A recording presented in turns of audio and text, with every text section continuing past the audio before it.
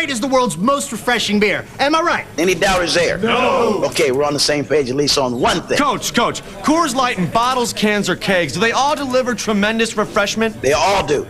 Coach, I like Coors Light poured from a tap. What's that called again? Who knows what that's called? That's the draft, okay? Frost Brewed Coors Light, official beer sponsor of the NFL. Coach, a beer that tastes as cold as the Rockies. Your thoughts? There's a mountain that can be climbed. See you at the top, buddy. Tonight, the dominating Celtics look to take a 3-0 lead over the Hawks, followed by a pivotal Game 4 as the Rockets try to level their series with the Jazz.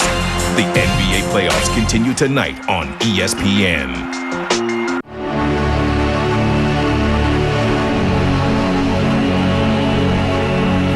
After months of speculation,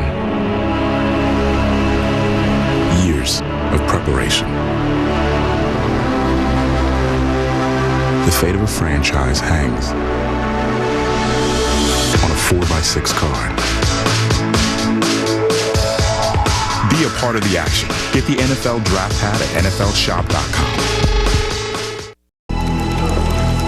NFL Research Facility, 1-2008. Initiate instant access. Refresh player selection. I need access to mainframe. Access granted. Locating Glenn Dorsey, Jake Long, Darren McFadden, Matt Ryan. We have visual confirmation. Initiate 2008 NFL Draft presented by Coors Light.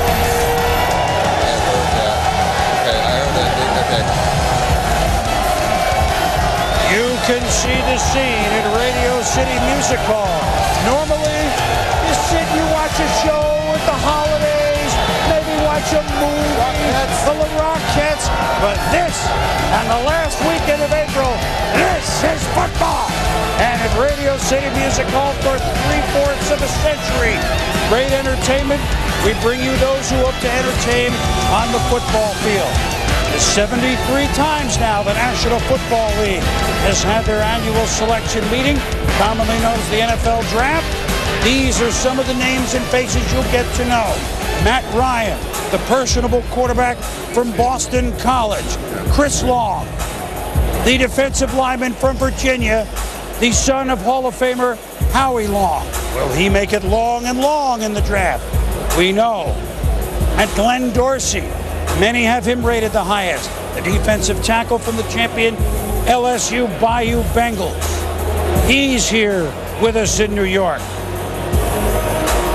A half a dozen of the best players are here in New York as everybody gets set with a change of fortune of your favorite team and maybe not your favorite teams as we step up with Steve Young, the Hall of Famer, Keyshawn Johnson, the #1 pick from a few years ago, Chris Mortensen, Tid Man extraordinaire, and for the silver anniversary of the NFL Draft, it is Mel Kiper.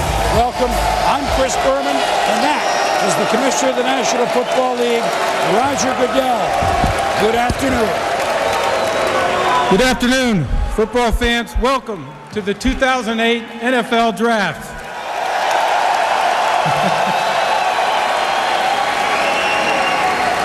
Today and tomorrow, we welcome 252 great college football players to the National Football League.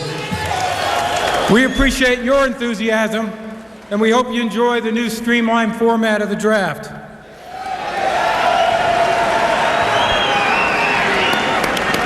As you know, the first choice belongs to the Miami Dolphins.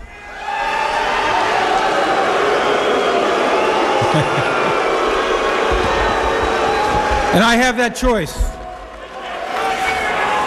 With the first pick in the 2008 NFL Draft, the Miami Dolphins select Matt Ryan, quarterback, Boston College.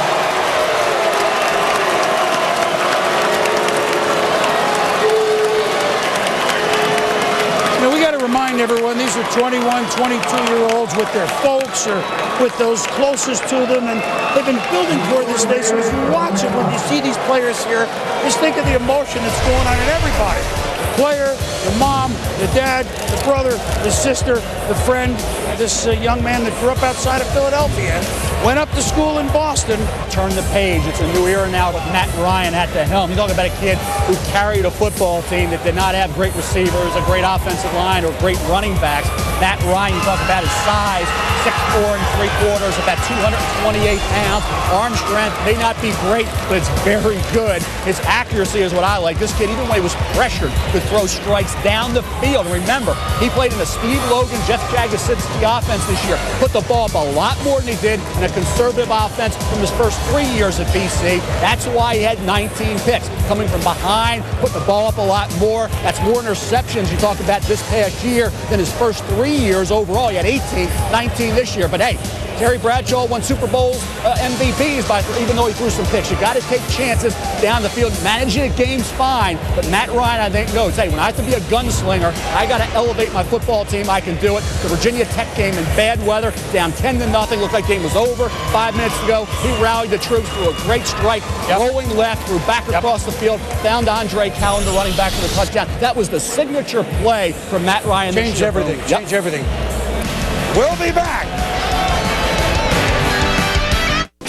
ESPN Sunday Night Baseball, a Motor City slugfest. Vlad Guerrero powers the AL West favorite Angels into Detroit to meet Miguel Cabrera and the potent Tigers. Sunday Night Baseball, Angels-Tigers, 8 Eastern on ESPN.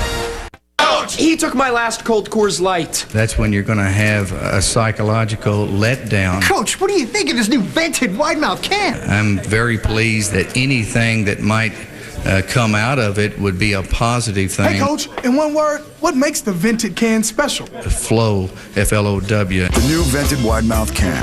It lets in air for a smooth, refreshing pour. Coach, it says here that too much hairspray makes your follicles dry and brittle. Well, that would be the big concern that I would have. Yeah, well, it really should. Okay.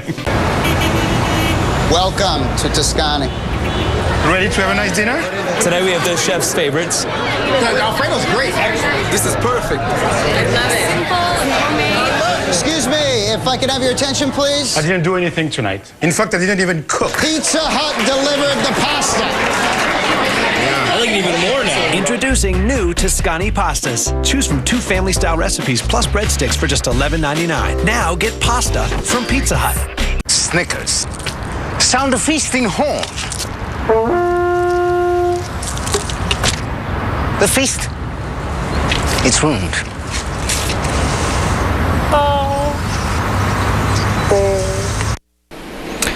Scott Reese in our Sports Center studios. Want to remind you that over on ABC you can check out nationwide series action. The Aaron's 312 at Talladega. Coming down to the wire, about 25 laps to go. Tony Stewart is your leader. Now let's get you back to Boomer in New York. All right, Scotty, thank you very much. Now, here's Chris Long, Mom Diane, Dad Howie, and the St. Louis Rams.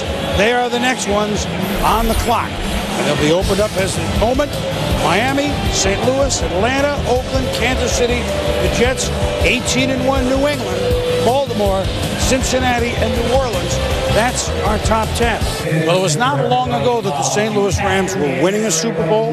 They were in a Super Bowl, and even if they weren't in it, they were a factor. They were sort of push-the-envelope offense, but things changed for the Rams. Last year, they took forever to win a game. They're 3-13.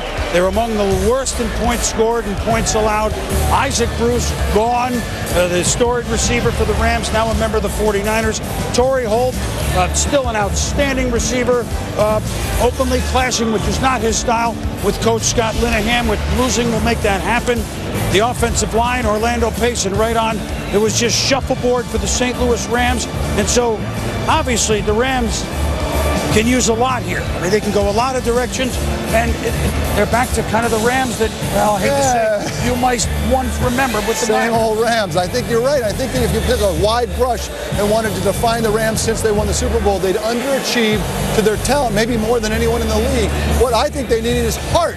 That's easy to say. How do you get that? Well, Chris Long, the way he practices, the kind of person he is in the locker room, leadership, example, a lot to ask from a young kid, but Jerry Rice, the way he practiced, drug a whole generation of players for the 49ers. Chris Young, the way he practices and plays, there's no reason why he can't bring that element of heart, esoteric And it's, you can't talk about how fast he runs or anything. But anything else, Keyshawn, he can bring that heart. And they do. They need that toughness. And I think Chris Long brings that to this football team. If you think about the Rams when they were going on and trying to win Super Bowls, or even when they won a Super Bowl, they had toughness. Guys like Marshall Faulk and Grant Wistrom and Isaac Bruce and Torrey Holt. Torrey Holt was not happy last year because he seen that in the locker room. That was something that he saw very well, Mel.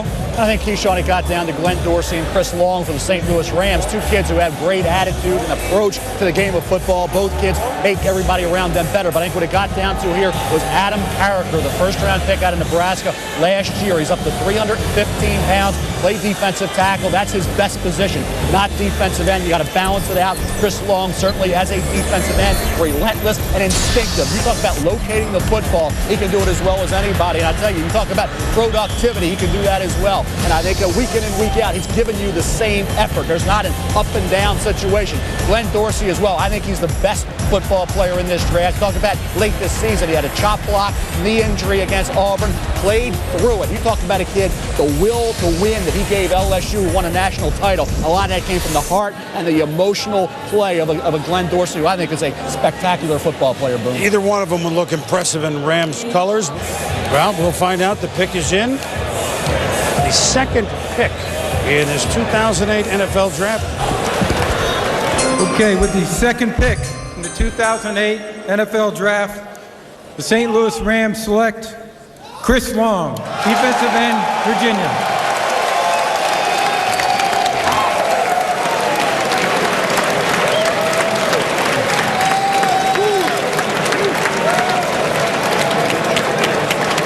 Well, as you pointed out on the pregame show, like the Manning family, I feel like that's almost NFL royalty in the same way Chris Long is that way. And Mel, he can play, I mean, a lot of different teams have him play outside 3-4, in the middle. I mean, how do you think he's best suited? I think for St. Louis, Boom, as a down defensive end, I'll tell you what, going one-on-one is going to be something he didn't do at Virginia. He had to play through a lot of resistance in that 3-4 defense. You see him here, always double, triple team, relentless football player. You look at instincts to locate the football. 79 tackles this past year, despite the fact that everybody knew who they had to block, who they had to handle. You look at that here, batting passes down. Did 9 of those interception as well on that play. Instinctive, locates the ball, great awareness, and the ability to talk about athletically. I think very underrated. This kid, I think, athletically, as good as most of the defensive ends that come into the NFL as high picks the last 4 or 5 years. I like the productivity. 23 quarterback hurries this past year, 19 stops behind the line of scrimmage, and 14 sacks, despite the fact that everybody knew who they had to block, and he played in a defensive scheme that, hey, he never went one-on-one, Boom. At defensive end for the St. Louis Rams, he will have that opportunity. Well, a bit of history here. Only the 5th time now that a player has been drafted who is the son of a Hall of Famer. You talk about pedigree, feel pretty good about pedigree right here. And so now, remember, only 10 minutes a pick. The Atlanta Falcons now are on the clock. But let's go to SportsCenter right now. All right, Boomer Scott Reese in our SportsCenter studios, updating you on playoff action. First, in the NBA, Dwight Howard and the Magic lead their series with Toronto 2-1. This has been a great ball game. Chris Bosh, the fundamentally sound two-hand throwdown. He's got 29, and we've got ourselves a 4-point game in the third quarter. NHL, Henrik Zetterberg's 4th goal of the playoffs makes it 4-0 Wings over Colorado, trying to take a 2-0 lead in that series. SportsCenter, 11 Eastern, ESPN 2. Stay current with ESPN News. Chris. It's been quite a year in Atlanta because at this time a year ago, no one knew what would happen with Michael Vick, Coach Bobby Petrino, and as a result, so many other of the named players that you thought you knew with the Atlanta Falcons, they're long gone. What a 12 months it's been. Now, is there a back they should go with here, or should they just go pass rusher, which would be Golston? At Kirk Herbstreit, you ought to know Golston a little bit. I think you guys are Buckeyes. Yeah, a little bit, Boom. Here's a guy that I think took advantage of a big stage against Michigan. He had 5 tackles, 4 tackles for a loss, and a sack against Jake Long. And I think that game put him in a position to say, I'm ready to come out and become an NFL player. Without that game, he's probably coming back to college next year. But he is a speed rush guy off the edge, Jaws. That's his strength, and that's what he'll bring to whoever he goes to. With the 3rd pick in the 2008 NFL Draft, the Atlanta Falcons select Vernon Golston, defensive end, Ohio State. Bill, how do do you project him in the league running on the outside? As an outside linebacker, the 3-4, you talk about a kid whose strength, I think, was something that got everybody's attention. 265 pounds. See a kid here, getting after the quarterback, which he had 14 sacks this year. 37 reps at the combine. Tremendous strength. Talk about a kid who has real good quickness. He can close very effectively around a 4.65 at 265 pounds. You see him here. He beat the offensive tackle out of his stance on numerous occasions the last couple of years for Ohio State. As I said, originally a linebacker. Now, when you talk about, hey, still learning the game instinctively, not necessarily what you want right now. Locating the ball, not his specialty, okay? Not nearly as productive as he should have been.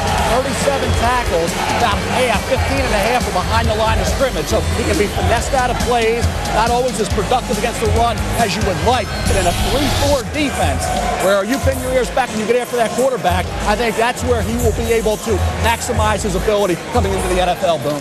For the first time since 75, the ACC has had 2 picks in the first 3. It's been a long time since Randy White and Ken Huff were drafted this high.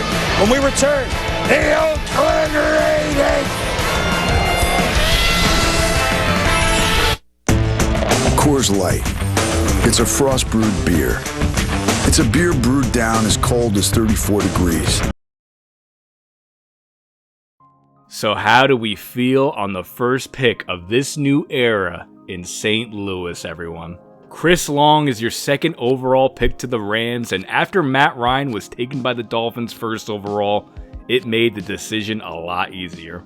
While I wasn't 100% sold on Matt Ryan, he would have been a very extremely intriguing option as a potential franchise quarterback as we look to move on from Mark Bolger. But instead, Dolphins go with him as their franchise quarterback, and we get ourselves a potential franchise pass rusher. Keith Rivers was really the only other player I debated here, but I had to put more emphasis on the pass rusher in this spot. But that's not to say I didn't look to trade down as well, which would have honestly been my preferred option here if the offer was right. But with Matt Ryan off the board, no one was really interested into trading into the top 3 with no real legit quarterback here, as the only offer was from Philly, and there was absolutely no way I was trading away our second overall pick to drop down all the way down to 19. So that all but sealed our decision to go with a guy who can revamp our front 7, and pairing him up with Terrell Suggs has instantly made this unit a force to be reckoned with in the NFC West. The Virginia defensive end has decent bulk and possesses good strength and first step quickness. I've been impressed at how advanced he is for his age, as he displays a great rip and swim move, and he also has outstanding recognition skills. This team is getting a smart, instinctive kid who plays with an unbelievably high motor and has all the intangibles that you want. If there's one knock on him, it's going to be the speed. He doesn't have the elite burst as an outside edge rusher, so he won't blow by any offensive tackles in the NFL. But overall, he's a great prospect that could be in the Pro Bowl for years to come. Vernon Golston goes 3 overalls to the Falcons, as we just saw, which brings us to the next few picks here, as the Raiders surprisingly pass on Arkansas back Darren McFadden, and instead look to get the replacement of recently retired Warren Sapp and bring in Glenn Dorsey out of LSU. Then it is finally Jake Long's turn, as he is taken by the Kansas City Chiefs, which makes Jets fans in the Radio City Music Hall very happy, as that leaves the talented Darren McFadden for the taking at the number 6 overall pick. Okay, Jet fans, with the 6th pick in the 2008 NFL Draft, the New York Jets select Darren McFadden, running back, Arkansas. And the Jets have just won the Super Bowl.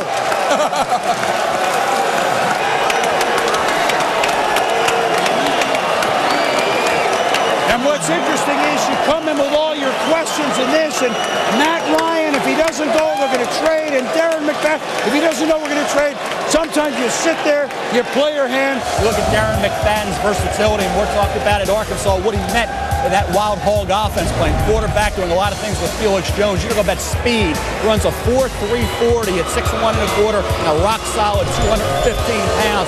An explosive kid. Talk about going 40 yards in the blink of an eye. Just give him a crack in the line. He can do it. So I think you look at a kid like Darren McFadden, can he catch the football? Yes, here he's running out of the quarterback position in that wild hog package at Arkansas. Catches the ball, he'll block for you. The thing that I really like, the LSU game the last 2 years against that vaunted LSU defense, that talent-laden LSU defense, 388 yards the last 2 years. That's a 7.3-yard average, 5 touchdowns. I talk about a kid who did it against the best in college football in the SEC. He did it. And I think the word game breaker, the word explosive, now a loaded running back position. And guess what? The Jet fans cheered, now they're cheering the next pick of the 18-1 Patriots. We'll see what Coach Belichick and company have up to bring. Let's go ahead and round up the top 10 of this 2008 draft as the Patriots select linebacker Keith Rivers out of USC. The guy is strongly considered at number 2. Ravens add some youth at corner opposite aging Chris McAllister with Kelvin out of Troy. And the Bengals look to bolster the defensive line with Cedric Ellis as 2 Pete Carroll USC guys are off the board in the top 10. And finally, to finish the top 10, our division rivals, the Arizona Cardinals, traded up to the 10th pick with the Saints to add a pass rusher themselves with Derek Harvey out of Florida. So now we are just bored watching to see if anyone falls. As you can see, also Joe Flacco surprisingly goes off to Buffalo. But one player I noticed that was slipping was Brandon Albert, a very athletic offensive lineman out of Boise State that we can slot at either guard or tackle. After the Bucs went with Rashard Mendenhall with the 20th pick, someone in our facility must have leaked our interest in Brandon Albert, as the media has this scooped up already. We gave Washington a call while they were on the clock at the 21st pick to see if we could move back in. We offered this year's second, next year's second, and this year's sixth, but they countered with wanting this year's third included, which I really wasn't a fan of. That basically would have given up our whole draft this year, and the only counter that they probably would have likely accepted would have been giving up our next year's first, which I definitely wasn't interested in. And just a pick later, the Cowboys scoop up Brandon Albert. So that pretty much all but seals our first round action, as now we sit back and get ready for round 2. But a couple interesting running backs go off late in the board as Felix Jones heads off to Seattle and Chris Johnson CJ2K heads to Green Bay. But let's get into round 2, where we held the first pick of the round and we had a ton of teams looking to move up here. Went ahead and worked all the teams to see who can offer their absolute best, and ultimately settled with the Philadelphia Eagles, the same team that tried to trade up to our second pick in round 1. Basically, we just added a 5th round while dropping down 9 spots, but that 5th rounder will come in very handy, as you'll see later. Our 42nd pick is now up, and we are going to double dip on the defensive line. Calais Campbell out of the U. 6'7", 290 pounds, 92 potential, 93 durability, and according to our scouts, has no downside traits. Feels like a no-brainer here, as we have now created a true identity to this defense. Already added Terrell Suggs in free agency, took Chris Long with the number 2 overall pick, and now Calais Campbell gets added to the mix, as we now have created so many different things we could do with our pass rush. We already have Leonard Little on the roster too, and last year's first round pick Adam Carricker, and now we can really have some fun with this D-line. As the second round continued to unfold, we monitored the draft board, and there was a certain receiver out of California that just continued to fall. By pick 55, Deshaun Jackson was still on the board, and we got on the phone with every team coming up on the clock. While no deal was struck with the Packers or Bills, we were fortunate that he is still getting passed up, which left the Colts on the clock at 59, and we got a deal done with them. Our third round, next year's third, and ironically enough, our 5th round pick that we acquired from the Eagles to start this second round was all it took to move back in, and we get ourselves an explosive, game-changing receiver in Deshaun Jackson. Our approval rate even ticks up from the fan acceptance from both of our Jackson and Calais Campbell picks, so the St. Louis fans are certainly loving what's cooking so far. We sit out the 3rd round and comes our 4th round pick at 98. And after adding an explosive receiver in Deshaun Jackson, why not add an explosive running back in Steve Slayton out of West Virginia? Now our running game is complete with a 3-headed monster that can punch you in the face with Steven Jackson, kick you in the nuts with Brian Leonard, and then torch you with Steve Slayton. After 4 picks, it is pretty tough to add any more exciting than the players that we've added on both sides of the ball, but that's exactly what we've done so far in this draft. But we've got one more little trick up our sleeve coming up in the 5th round. 31 NCAA passing records. Colt Brennan out of Hawaii, Mel. Well, the issue with Colt is, first of all, he played in a very quarterback-friendly offense. It doesn't matter who the quarterback was. Timmy Chang threw for a ton of yards in this offense. And you look at the ability that he showed, time to throw. The defenses that he faced were overmatched. That was the case week in and week out. Boise State was the best team they played. And that, Boise State's okay, but week in and week out, they were not tested. You look at his size. In game against Georgia, the Sugar Bowl, he looks small. He's about 6'2 1/4. At that time was about 188, 190. Now you look at the way he delivers the football. I call him a slinging sidearmer. The ball comes out all over the place, but it's certainly not snapped off from the ear and not over the top. And I think you look at his ability to move, very accurate though. This kid has some ability. I mean, you don't complete as many passes as he did and put the ball in the money. I know he had time. Very accurate, very confident young man. What hurt him, a couple things. The Georgia game, the Senior Bowl practices, then, of course, the hip injury, but I think which he had surgery for, and the fact that he played in such a offense where you were going to put up big numbers no matter who you were. So for Colt Brennan, at this stage of the evaluation process, was the best he could have hoped for. That's right. Hawaiian football legend Colt Brennan comes into our quarterback room and hopefully potentially develops into our franchise quarterback. One of the greatest college quarterbacks to ever play the game, and one that I still believe didn't get a fair shake in the NFL, now comes to show the doubters wrong, as I want nothing more from this series than to see him succeed. Luckily, we still have Mark Bolger, so he doesn't need to be thrown to the wolves right away. But I can't wait to see if we can develop him to a star in this league, as he was one of my favorite quarterbacks growing up. With 3 more picks left in this 2008 draft, we rounded out with USF cornerback Trey Williams, Auburn cornerback Jonathan Willight, who has Charles Tillman NFL comp, and finally, Michigan State tight end Kellen Davis to wrap up this draft. We got our 5 undrafted free agents signed as well, including speedster receiver Stevie Johnson from Kentucky. And as we wrap up this draft, I have to say, I think we did a pretty damn good job. The only thing that wasn't addressed in this draft was the O-line. And while we attempted to trade up for Brandon Albert in the first round, in hindsight, I'm kind of glad the trade didn't happen, as that allowed us to rack up 2 more quality players in the second round instead with Calais Campbell and Deshaun Jackson. We have a true pass rush identity now with Chris Long and Campbell, while adding offensive playmakers in Deshaun Jackson and Steve Slayton, all while topping it off with potential future quarterback in Colt Brennan. And before we wrap up our 2008 offseason, we get our entire 2008 draft class signed before training camp. Also went ahead and filled up the rest of the roster with free agent signings left available. Otherwise, if we don't do that, the CPU will sign free agents for you, and I don't want them touching our beautiful Rams roster we're constructing. A few notable signings was the Dilfer dime himself, Trent Dilfer, as he can be our veteran mentor for Colt Brennan. Damian Woody, who will move to guard and could be a potential Day 1 starter, and a pleasant surprise was Ty Law, who was still available. So he can at the very least be a short-term answer at cornerback 1 while we search for our future star there. We also signed kicker Billy Cundiff, so this preseason we will have a kicker battle between Prater and Cundiff, so that'll be fun to monitor. So let's go right ahead and get into the 2008 Rams training camp / preseason, presented by HBO's Hard Knocks.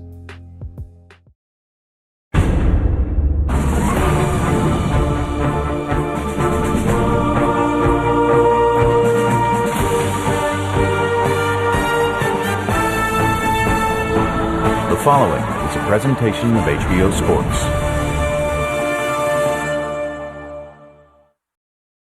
Was talking about right here in play. 7.5 minutes to go now on the clock for the St. Louis Rams to choose number 2 overall.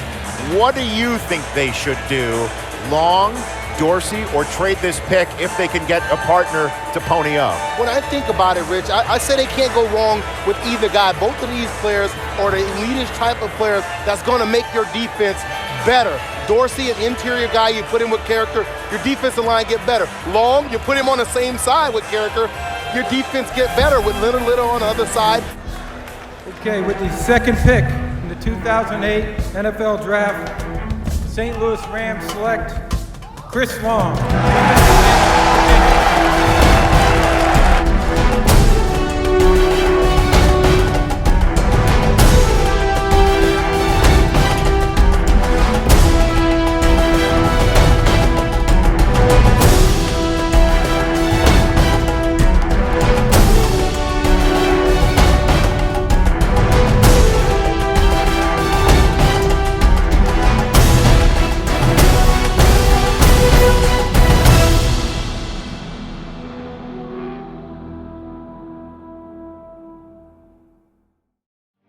The dog days of training camp are here as we take a look at all the rookies we have reporting to training camp.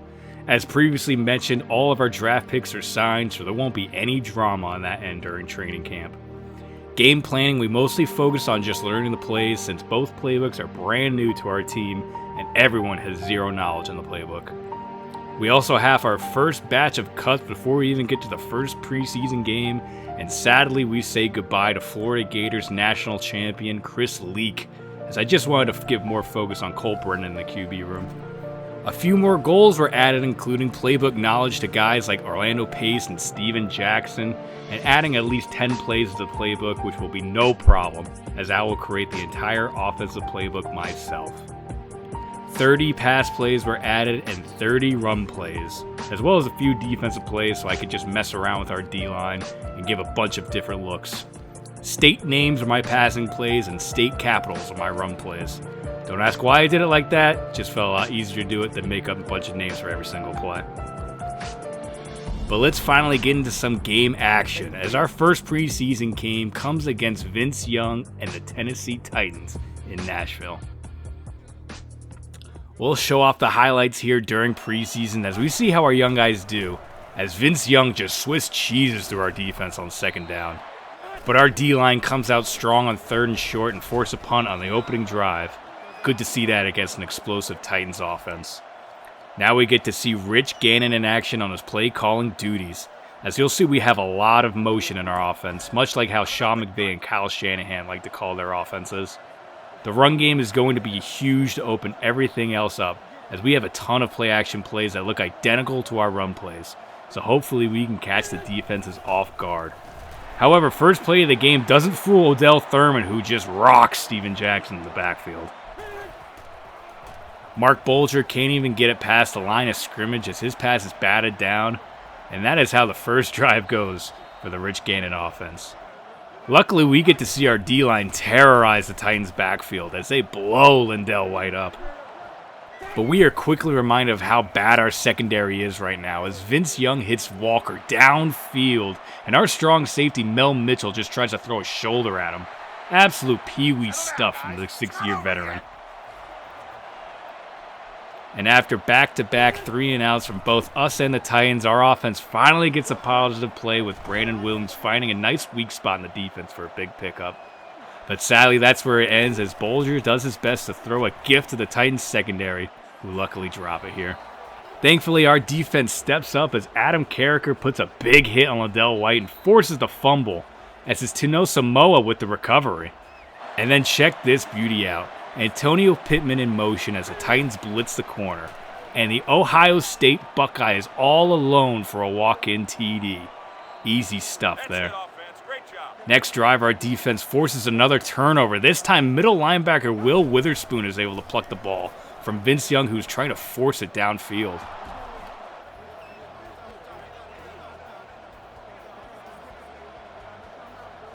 After Bulger got a quarter of action, I turned it over to Trent Dilfer to get some action, and it goes exactly how you expect from Trent Dilfer.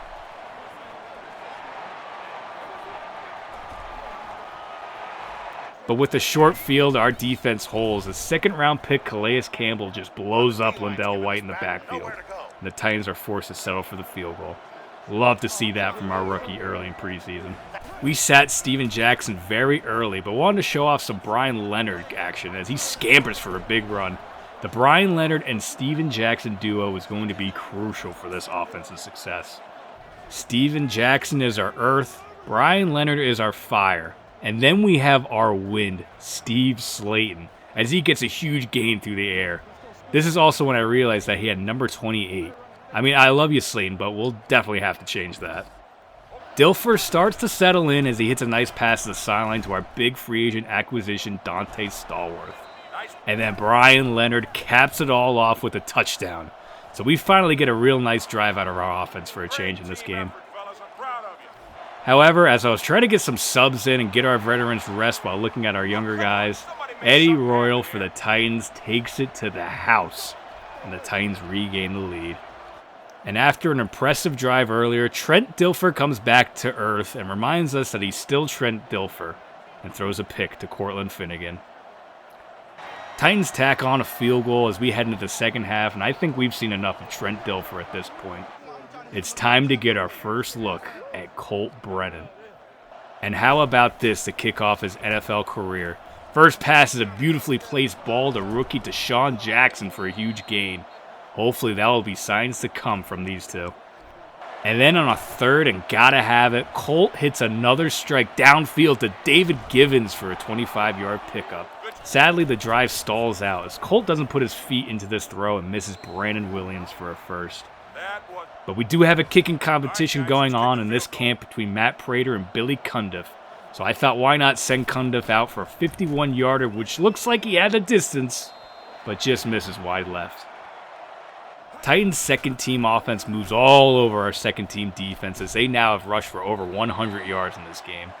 But luckily, our backup DN, Eric Moore, gets a sack to push them back as the Titans settle for yet another field goal.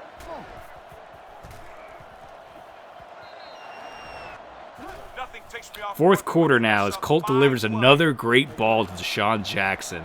And in yet another third and gotta have it, Colt delivers another big throw to Brandon Williams for a first down. Now Colt really has this offense moving as we dink and dunk to get on the Titans side of the field, where he delivers yet another strike downfield to Brandon Williams. We got a lot of players dragging tail once they get out of position. Look, you might accept mediocrity, but not on my team. Colt gets so close to getting his first TD, but sadly he runs tight end Randy McMichael out of bounds. Just need to put that ball on the inside shoulder, and that is a walk-in touchdown for our tight end. And after getting stuffed on third down, we get our first defining moment of the series, which in this spot in the preseason, we are obviously going to go for it. And we are rewarded with Colt Brennan's first NFL touchdown as he hits Torrey Holt on a quick slant. I think my subs kind of got screwed up in this game as Torrey Holt should not be playing in the fourth quarter of a preseason game. But whatever, we're going to take it. Colt Brennan, that Colt Brennan drive was a thing of beauty.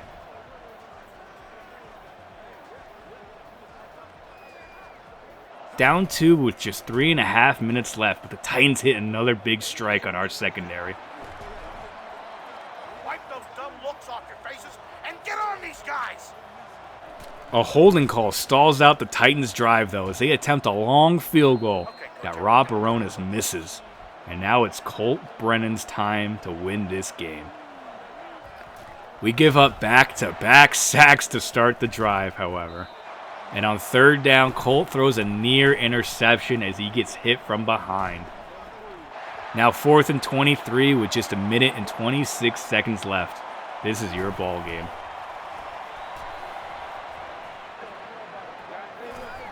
And Colt Brennan, you have got to be kidding me. Another huge game to keep this game alive. That was an outstanding play. Just a play later, Colt delivers another huge play to Brandon Williams as now we are in chip shot field goal range. Colt Brennan, you are ridiculous. In his NFL preseason debut, he puts on an absolute show so far. We go ahead and line up for the game-winning field goal. But I didn't realize that we sent out our punter, Donnie Jones, who just completely shanks it to the right, and we lose in what should have been a storybook win. Painful way to lose. I put that loss on me. I subbed in the third string in the fourth quarter. Completely forgot that meant our third string kicker would be coming in, which is our freaking punter. So human error on my part. But whatever. That's a win in my book, as either Prater or Cundiff would have hit that chip shot. But the real story is Colt putting his team on the back in his fourth quarter as he passes for exactly 200 yards and a touchdown. If that doesn't get St. Louis fans buzzing, I don't know what will. Before we head into the second preseason game, I had to sign a new strong safety after seeing that debacle in the Titans game. Mike Doss was available with really good zone coverage, and I thought he was really decent with his time with the Colts, so we went ahead and brought him in on a one-year deal.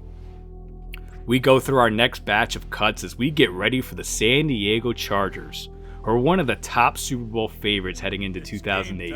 After losing in the AFC Championship game to the then undefeated Patriots last season, this team is ready for revenge, so this will be a nice test for our starters against such a good team. Bolger gets us started with a nice quick strike to Dante Stallworth. Then Steven Jackson gets a good chunk of yardage on his first carry. And this first team offense is really moving the ball and looking a lot better than against the Titans, that's for sure. However, we aren't able to finish the drive with 6 as Bolger almost hits his man in the back of the end zone. We get another defining moment here, but I just settled for 3. Wanted to give our kickers a little bit of action. So up 1 field goal early in the game. Chargers in this high-flying offense led by Phillip Rivers hits us deep early to Antonio Gates. But newly acquired strong safety Mike Doss almost gets his first interception as a Ram, but drops it. And this is when I realize he now has number 28. So we'll have to change that after this game. Everyone's trying to rock the legend Marshall Faulk's number. I just can't let that happen. I'm sorry, not with the St. Louis Rams, guys. Nate Keating drills a long field goal, and we're tied back up. Moving ahead to the second quarter now as Mark Bolger starts to get in a little bit of rhythm with our offense with back-to-back big first downs. And then he caps it off with a 3rd and long dart to the Buckeye, Antonio Pittman for a touchdown. And Rich Gannon is just giggling behind his play sheet. At least I'm guessing. The Chargers offense and LaDainian Tomlinson drive on our defense, however. But linebacker Will Witherspoon gets a huge goal line stand that forces the Chargers to settle for yet another field goal. With under 3 minutes left in the half, this was a good opportunity for our starters to get a 2-minute offense in during preseason. And Bolger was in rhythm again.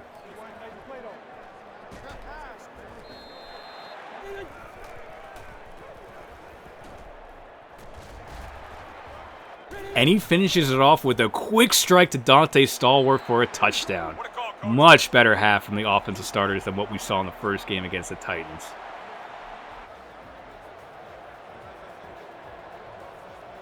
Chargers try to get a 2-minute offense going themselves, and we get our first big highlight play from 2nd overall pick Chris Long, who uses a gorgeous spin move on the tackle and lights Rivers up for a sack. You gotta love to see that from our franchise pass rusher. Second half now, and Musa Smith is just churning out big runs in our defense. While Jim Sorgi delivers a strike for a touchdown to cut our lead to 4. What are you guys standing still for? Let them hear it. The Dilfer Dime is back in at QB, and he tries to get our 2nd round pick Deshaun Jackson murdered with this pass attempt. We're lucky he didn't snap his vertebrae on this frickin' pass. Good lord. Calais Campbell, though, gets another huge play as he just screams into the backfield and blows it up. So both Chris Long and Calais Campbell have themselves huge highlight plays in this game. Love to see that out of our rookies. Fourth quarter now as the Colt show begins again. But man, his offensive line must absolutely hate him as he takes yet another sack here. 5 minutes left now, and the Chargers are starting to move the ball in our D. 2 big plays from Sorgi, while Musa Smith gives them the go-ahead touchdown to take the lead with just a little over 3 minutes. So now, 3 minutes left, down 3. Can Colt make magic happen twice? Even though we lost last week, but we're going to count that as a win. First play of the drive, Colt misses his man in what probably should not have been thrown as the safety was all over it. Second play, Colt takes a sack from another unblocked defensive lineman. Then third down, he just tries to make a play that is not there. Fourth down now with over 2 minutes left, I figured why not go for it. And can you believe it? On 4th and forever, Colt Brennan comes up big again to keep the drive alive late in this game. 2 minutes left, and here we go again, everyone. Colt Brennan delivering another strike late in the game. This time, great pocket presence by Colt to sidestep the pass rush, keep the eyes downfield, and deliver a strike. Colt's pass gets batted down on first down. A gain of 6 on second down as the clock ticks down. Now it's 3rd and 4, down 3. Colt drops back and he delivers it right on the money to undrafted free agent Stevie Johnson out of Kentucky to give the Rams the lead. Unbelievable start for the rookie Colt Brennan. It's only preseason, but these are feeling very reminiscent of the Tim Tebow mania era right now. Unbelievable stuff from this guy. But can our defense hold them? First down, Chargers pick up the first right away, and they get into their no huddle with just a minute left. The Chargers proceed to move the ball in our defense, and we are going backwards here. A huge first down puts the Chargers on our own 31-yard line with just 31 seconds left. Luckily, the Chargers have to go for the touchdown, but right now they are doing anything to our secondary. Sorgi slings another one for a first down and now has them inside the 20. So now, 20 seconds left out of the timeout. As Sorgi takes the shotgun snap, throws it to the outside, and it's intercepted! It's intercepted by the Rams as it's the 6th rounder. Trey Williams looking to take it back. Trey gets chased down, but are you kidding me? What a huge play by the Rams D when they needed it the most. One heck of a play. Nice job, everybody. So after losing in that heartbreaking fashion last week, we get our first preseason win, thanks to Colt 45, Colt Brennan, and yet another thriller out of him. We go through another batch of roster cuts, in which I made the controversial decision to say goodbye to the human joystick, Dante Hall. With a wide receiver room full of young speedsters like Deshaun Jackson and Stevie Johnson, there really wasn't going to be much of a role for him here. It was best for both sides to move on. Hopefully he can land with the team looking for a punt returner / kick returner. But let's get into our third preseason game against the Baltimore Ravens, led by Ray Lewis, Ed Reed, and Chris McAllister. And after the highs we had from the first 2 games, this game is an ugly one. But ugly for both sides offensively, as new Ravens quarterback Brian Leftwich gets eaten up by 2nd overall pick Chris Long. After a 3-and-out fest for both offenses, Bulger finally gets something going thanks in part to a 15-yard face mask by the Ravens.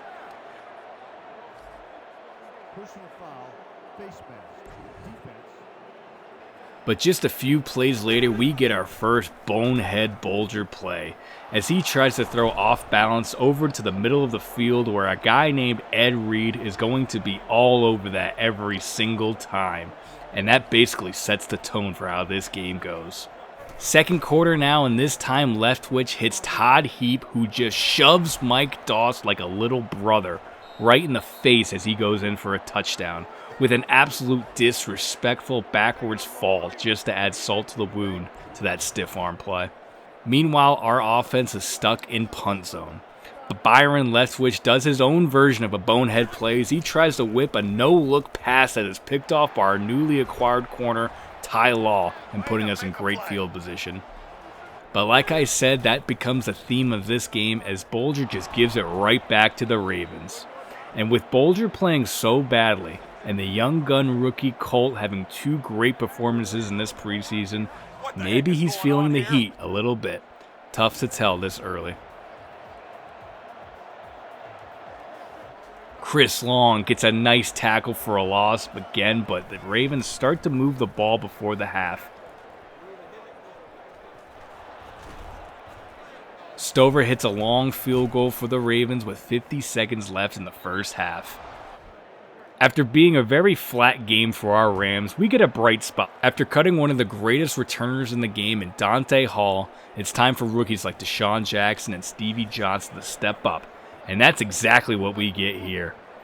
Stevie Johnson with a huge kickoff TD return, and he single-handedly gets our Rams right back into the game before the half. We're going to give Colt Brennan the entire second half this time. I think we've seen enough of Trent right now. After his kick return TD, Stevie Johnson makes a big play in the receiving game as well. Real potential here out of the undrafted rookie from Kentucky right here. Drew Bennett gets in on the action with another big pickup from Colt 45. And then on 3rd and 11, we get a Tom Brady-like play with the pocket movement. That's right, I said it, Tom Brady-like move. Colt 45 sidesteps in the pocket again, keeps the eyes downfield, and hits Stevie Johnson for a big first down once again. 3rd and goal, we get stuffed because nobody blocks, and Ben Utek just won't run straight just to barrel it down into the end zone. And on 4th down, I try to experiment a little with a shovel pass play. They call it a fumble, but it really shouldn't be. Colt 45 shovels it forward. It gets bounced backwards. That should be counted as an incompletion. Didn't even bother challenging it though since it was 4th down, but that was bull. RD forces another 3 and out, and Colt 45 gets the ball moving again for our offense. But after a whole lot of nothing from this run game and a sack, we're forced into a 3rd and 17 where it was inevitable that Colt was going to throw and pick in one of these situations. He's been bailing out this 2nd and 3rd team offenses with really no run game at all, so it was only a matter of time in a situation like this we were going to get a pick. 4th quarter now and still a 3-point game as we get into a 4th and 1 situation and we break out the fake punt which works like a charm. Unfortunately though, Deshaun Jackson drops a would-be first down. And we are in another 3rd and long situation, and Colt throws his 2nd interception.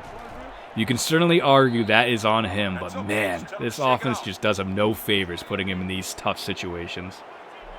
The veteran Leonard Little gets a nice sack on Kyle Bowler, and Ravens are forced to settle with the field goal, which surprisingly, Matt Stover misses this one. Still only down 3 with plenty of time, we finally get something going out of our run game, only for it to get called back for holding. That's how you run it. 2nd and 13, Colt 45 hits Stevie Johnson for another nice gain, only for it to get called back for holding as well. And it looks like Richie Incognito is being sent to the locker room for his back-to-back holding calls, as he damn well better be. 2nd and 23, and we're able to get it to 3rd and 11. And then it's just Colt 45 doing what he does best, getting this offense out of the holes as he hits Deshaun Jackson for another big first down. 2nd down now with the clock ticking, and this is a sack I'll put on Colt. He has plenty of time here. You've got to get the ball out or take off, no doubt about it. 3rd and 15, the Ravens just pin the ears back and get to Colt once again. Our D does hold against the Ravens in what has been a pathetic offensive display from both sides of the ball. But hey, we still have a chance to win this thing with Colt Brennan at the helm. Under 2 minutes left with basically the entire field to go, and Colt 45 hits another big play on 3rd down. Unbelievable. After a drop on the next play, Colt is able to get a quick hitter, but with the clock ticking, I had to cancel off the play call and let the players call the play on the field, which meant they selected a play that nobody had any knowledge of, and it just leads to an awful throw by Colt that was easily picked off by the Ravens D. And that seals up one for the Rams in a very ugly offensive performance by both sides, really. No Colt 45 magic in this one, but with zero threat of the run game and constantly putting ourselves in 3rd and long situations, it was a recipe for disaster for any team to put them in. I won't put this all on him for this one. But moving on to the 4th and final preseason game with the Chiefs, as we get bad news that our left guard, Fanat, is going to miss 4 to 5 weeks with a high ankle sprain. Tough blow to start the season off as he was signed in the offseason to be a starting guard. 7th round pick Kellen Davis has also got the case of the high ankle sprains as he will also be out a few weeks. We get our second to last batch of roster cuts settled and we get some good news. The St. Louis Rams are known for their creative approaches to coaching, but this really is something new. One of their coordinators apparently stopped a film session yesterday to let a player lead the meeting. The players got so much out of the session that they told the coaches this should be a weekly occurrence. It's almost like the inmates are running the asylum. I'm Romeo Crennel, and you're watching NFL Network. So our players' playbook knowledge increases, which is nice, and we head off to Arrowhead Stadium for our final preseason game. And I'm just going to get right in front of it and say it, we will run through this game very quickly because it gets ugly before it even starts. Travis Minor, the former St. Louis Ram, gets his revenge on us with the opening kickoff, taking it back to the house. And it just snowballs after that from here on out.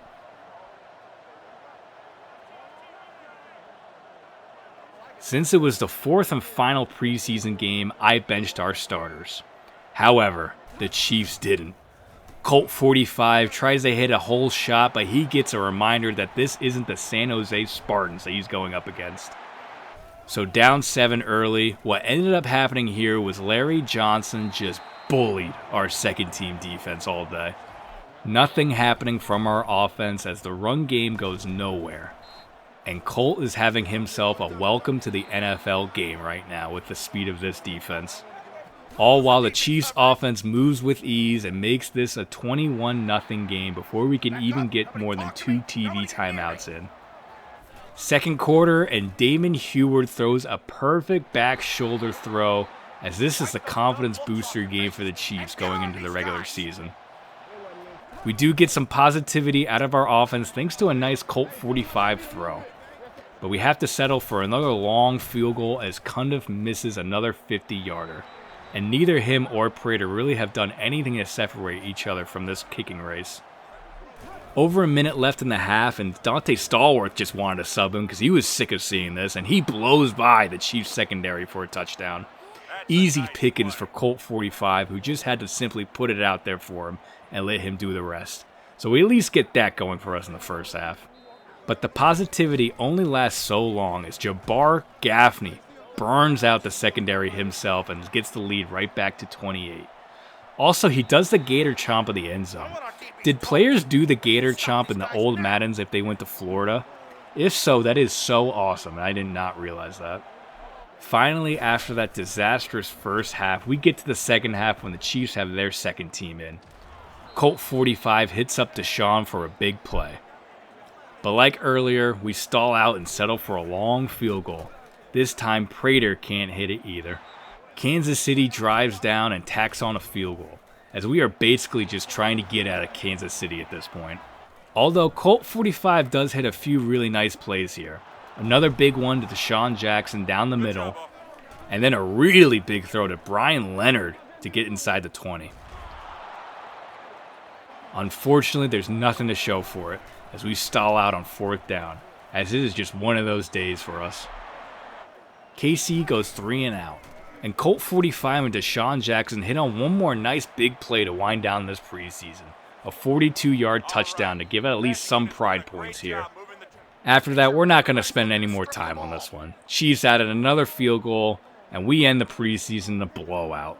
But with our second team up versus their first team in the first half of this game, it was just over before it even started. But I'm glad we got our backup some more work, especially Colt Brennan, as most importantly, we walk away with no injuries to our starters. Which means we are finally close to getting into the meaningful football games in this series. Our preseason promise comes up, and I kept it super safe saying we'll be under 500. But I do think we have an opportunity to win this division. The Cardinals, Seahawks, and 49ers are all weaker teams in the league at this point, so we certainly can hang with them. We get to our final cuts of training camp. I make the really tough choice of cutting Drew Bennett here. We get a pretty good penalty for this, but I tried to trade him away and just nobody was biting.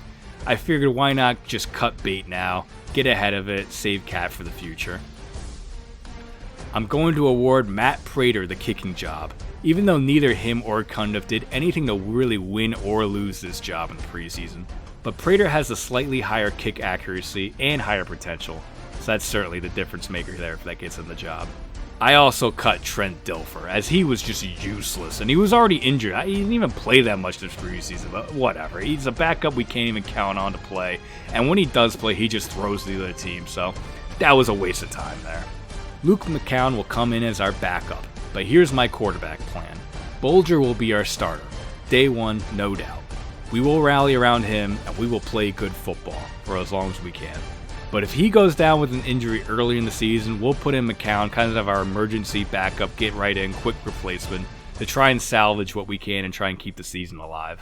But by, let's say, I don't know, week 10 or so, and we're sitting at like 2-8, and it's a completely lost season, then the reins go to Colt Brennan. And we're going to stick with him for the rest of the season, through the good and the bad, no doubt about it. Then we'll be able to evaluate him, see where he's at, and then after the season finishes up, we'll evaluate the whole QB room and see where we're at for the future. But I think you all know who I'm really pushing for to be our future QB at this point. Scoured the free agents for any last-minute signings and saw Brandon Merriweather available at cornerback. Brought him aboard and moved him to strong safety as a potential dart throw for our future option there.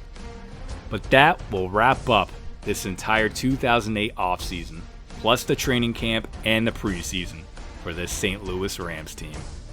I'm really looking forward to playing this one out and seeing where we can take this team and seeing the storylines unfold for guys like Chris Long, Deshaun Jackson, and Colt Brennan. Next up, we have the Philadelphia Eagles in our season opener. Haven't really decided yet on how the format will be, but right now I'm leaning on spending more time on the bigger games. You know, obviously like the season opener, of course, divisional games, and then spending a little lesser time on the lesser games, you know, the ones that really don't have any playoff implication. And we'll do a little more of a quicker breakdown like we did with this preseason episode. But either way, looking forward to getting this St. Louis Rams team going in this Head Coach 09 series. But that's going to do it for this one, everyone. Next up is the Philadelphia Eagles and the Rich Gannon debut. Take care.